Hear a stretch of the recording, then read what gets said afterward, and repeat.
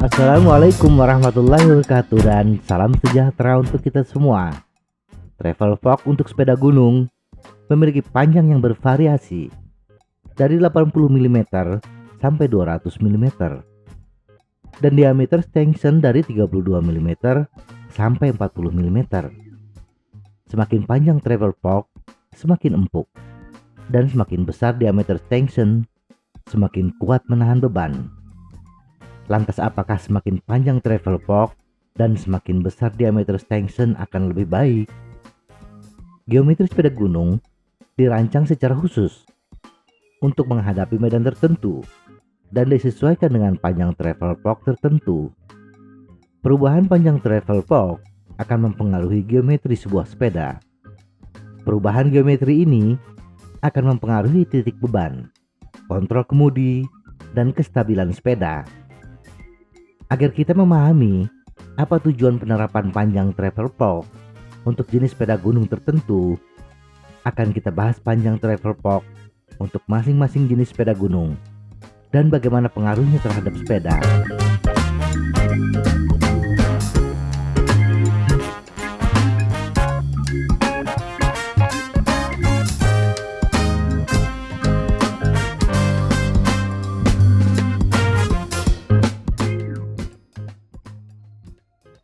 Cross country.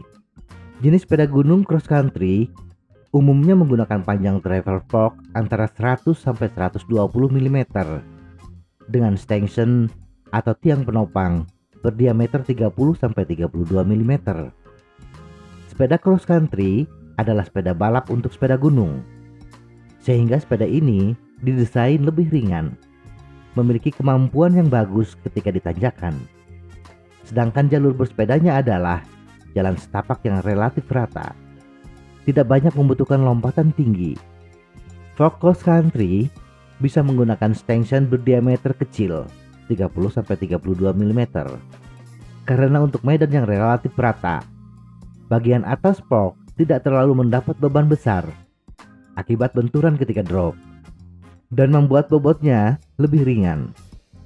Kenapa sepeda cross country tidak bisa menggunakan Travel Fog di atas 120 mm? Bukankah akan mempermudah kita ketika menghadapi jalur yang membutuhkan drop tinggi? Meningkatkan panjang Travel Fog akan meningkatkan panjang wheelbase sepeda dan memperpendek jangkauan sepeda. Wheelbase yang panjang membuat sepeda semakin lentur. Sepeda yang lentur memang bagus untuk meredam getaran sepeda. Tetapi kita juga harus ingat, semakin panjang suatu benda, semakin mudah untuk dipatahkan. Agar frame atau fork tidak mudah patah ketika menggunakan Travel Fog yang panjang, kita membutuhkan frame dan fork yang lebih kokoh dan kuat. Frame dan fork yang kokoh dan kuat biasanya akan menambah bobot sepeda secara keseluruhan. Hal ini tentu berlawanan dari tujuan desain sepeda cross country yang harus ringan. Sepeda cross country dirancang dengan frame dan fork yang ringan, dengan diameter extension yang kecil, tentu memiliki batas kemampuan menahan beban. Karena itulah Travel Fog dirancang lebih pendek, agar beban lebih kecil. Maka menggunakan Travel Fog yang lebih panjang dari yang direkomendasikan, berpotensi frame dan atau fork sepeda lebih mudah patah. Dengan Travel Fog yang panjang, memang akan meningkatkan kepercayaan diri ketika di turunan yang curam, tetapi hal tersebut membuat sepeda kurang gesit di jalur yang berliku dan akan mempersulit pesepeda ketika menghadapi tanjakan. Posisi duduk yang lebih ke belakang mengakibatkan sepeda menjadi tidak seimbang. Roda depan lebih mudah terangkat dan memperbesar tekanan pada roda belakang yang membuat sepeda lebih berat di kayu. Efek lainnya adalah bottom bracket menjadi lebih tinggi yang menyebabkan sepeda kurang stabil, khususnya di tikungan. Trail. Sepeda trail adalah gabungan antara sepeda cross country dengan sepeda enduro. Sepeda ini didesain untuk pendakian yang efisien dan kemampuan menghadapi turunan curam yang lebih bagus dibandingkan cross country, tetapi memiliki kecepatan yang lebih rendah dibandingkan cross country. Turunan yang curam akan lebih bagus bila menggunakan travel fork yang panjang dan tingkat kekakuan yang tinggi.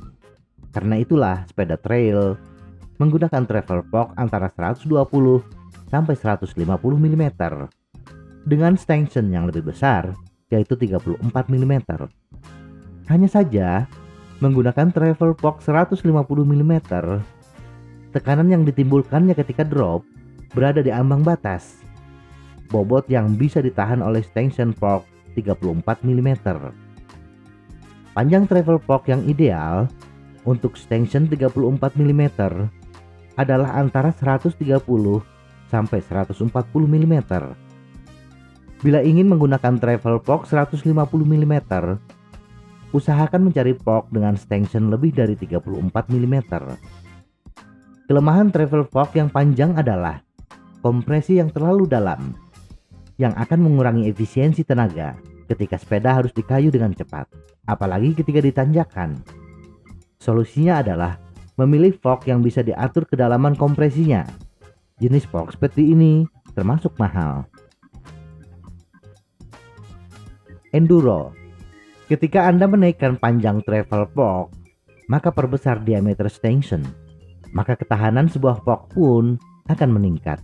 Sepeda enduro dengan medan yang lebih curam dan berbatu membuat sepeda lebih terguncang.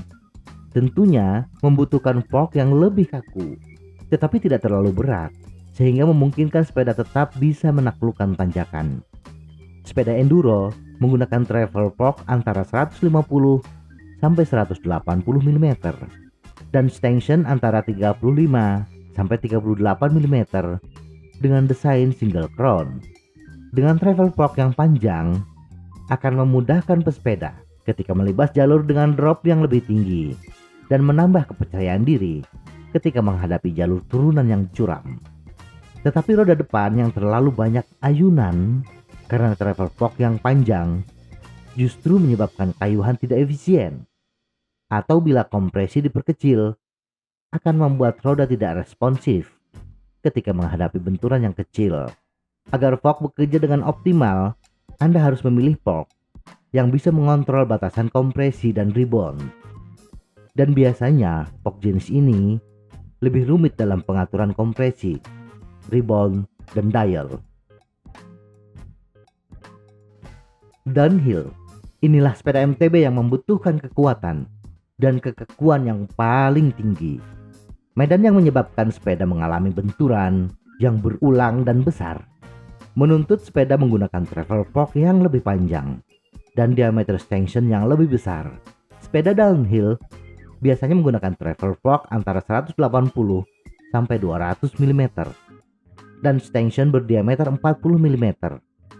Travel fork yang panjang membutuhkan konstruksi yang kokoh. Itulah sebabnya fork downhill biasanya dirancang dengan desain dual crown.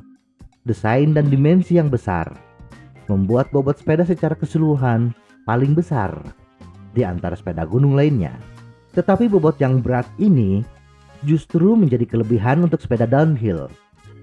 Sepeda yang tidak mengenal jalur tanjakan lebih mengutamakan gaya tarik gravitasi ketika di turunan paling curam. Panjangnya travel fork yang mencapai 200 mm membuat fork lebih lentur, sehingga kemungkinan risiko fork patah lebih besar, menuntut desain khusus untuk fork ini. Desain dual crown akan menambah kekakuan fork ketika menerima tekanan yang besar ketika melibas jalur yang sangat curam dan teknis. Meskipun sudut kemudi akan berkurang, yang akan terasa berat ketika bersepeda pada kecepatan yang sangat rendah. Tetapi mana ada sepeda downhill yang alon-alon asal kelakon. Sepeda yang meluncur dengan cepat di turunan curam dan teknis tentu membutuhkan kekakuan torsi yang luar biasa pada bagian as roda. Agar as roda tidak mudah bengkok akibat benturan keras, travel fork yang panjang membuat jarak offset fork pun semakin besar, semakin menambah kestabilan kemudi, sehingga kemudi tidak mudah terbanting ketika menerima benturan yang keras.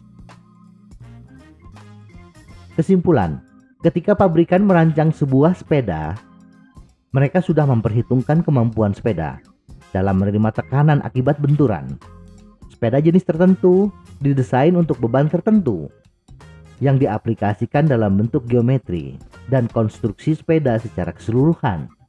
Sepeda untuk beban yang rendah, seperti sepeda cross country, dirancang dengan geometri tertentu dan bahan yang lebih tipis agar lebih ringan dan lebih murah biaya produksinya, tetapi masih mampu menahan beban yang sudah diperkirakan. Panjang pendeknya travel fork sepeda disesuaikan dengan batasan beban maksimal yang bisa diterima sepeda. Semakin panjang travel fork, semakin besar beban yang diterima sepeda ketika benturan, dan membutuhkan desain frame yang lebih kokoh dan lebih kaku. Menerapkan travel fork yang panjang pada sepeda yang didesain untuk beban rendah, berpotensi frame dan fork akan patah karena tidak kuat menahan beban yang besar. Semoga informasi ini bermanfaat. Tetap sehat. Salam goes.